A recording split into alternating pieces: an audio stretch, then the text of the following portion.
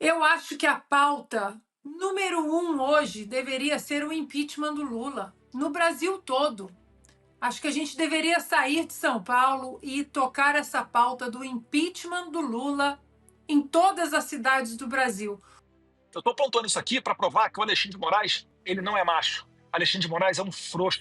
Alexandre de Moraes está com medo. Alexandre de Moraes está sem dormir, porque ele sabe que daqui a pouco vai vir a Lei Magnitsky. O Brasil está sendo conduzido por um governo que flerta com ditaduras, ignora os valores democráticos e ainda tem a cara de pau de apontar o dedo para os Estados Unidos. Enquanto a imprensa pinta Donald Trump de vilão, o Brasil de Lula se ajoelha diante de regimes totalitários e traz seus parceiros históricos. E quem escancara essa verdade sem medo é a jornalista Ana Paula Henkel. Em um comentário afiado e impossível de ignorar, ela expõe a raiz do problema.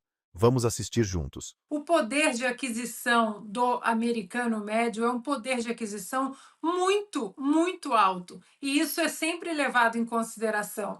Agora, eu estava conversando aqui com a nossa querida Renata Barreto, economista também, e ela, mais um dado para o Caute para a gente jogar nessa conversa. Ela me disse ah, que as exportações, por exemplo, elas correspondem a 18% do PIB brasileiro, das quais 12% são destinadas aos Estados Unidos.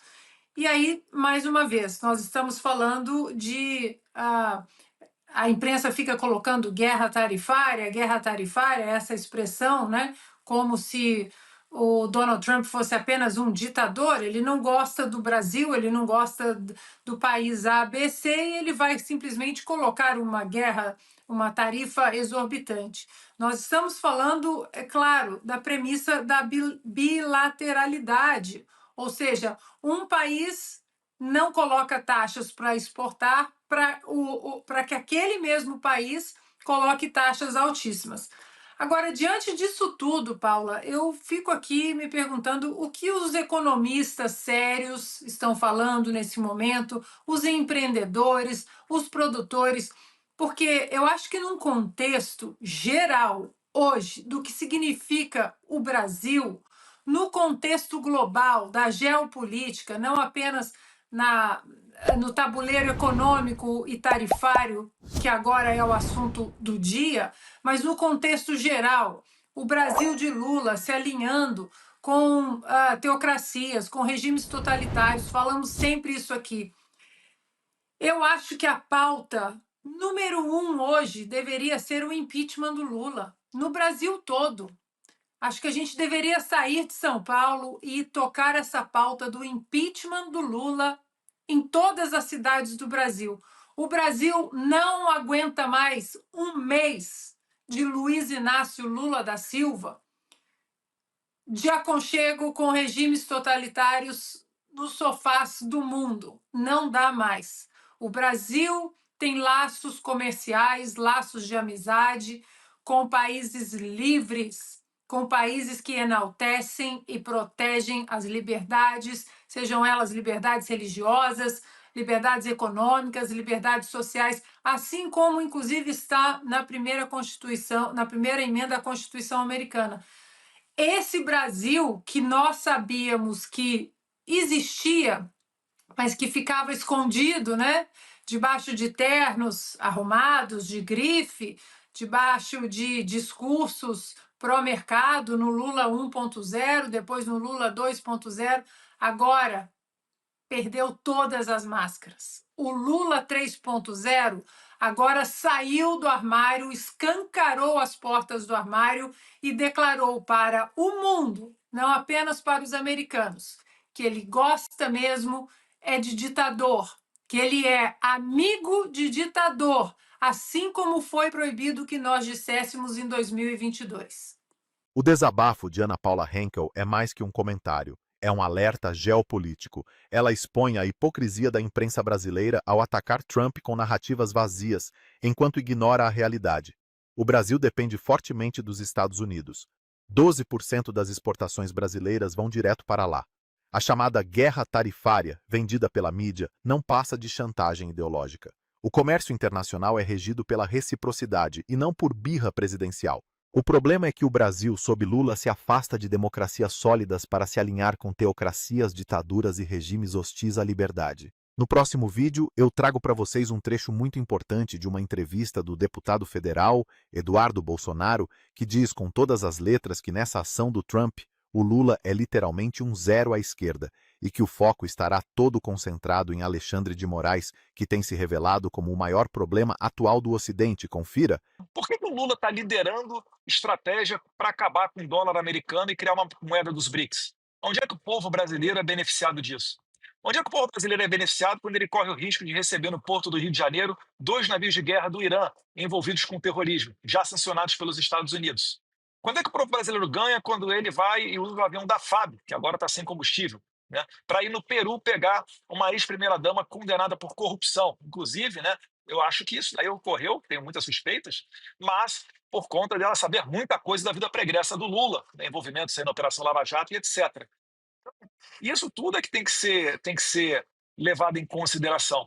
Mais uma vez, quem está dando conta dessa questão toda que está acontecendo tarifária é principalmente o Alexandre de Moraes. Se ele utilizar a caneta dele e olhar aquela carta do Trump e entender que ele tem que ter uma outra conduta, com certeza o Trump até aceitará sentar com o governo brasileiro para negociar essas tarifas. É por isso que eu estou batendo na tecla. Vamos começar por uma anistia ampla, geral e restrita aos moldes da ocorrida em 1979. A gente tem que virar essa página. Ninguém aguenta mais ficar falando disso. E a gente nós não pudemos ter outro caminho que não recorrer à comunidade internacional. Porque dentro do Brasil, o Alexandre já faz o que ele quer.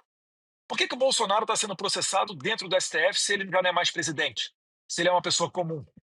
Por que não foi dado, não foram intimadas as testemunhas de defesa arroladas pelos advogados do presidente Bolsonaro?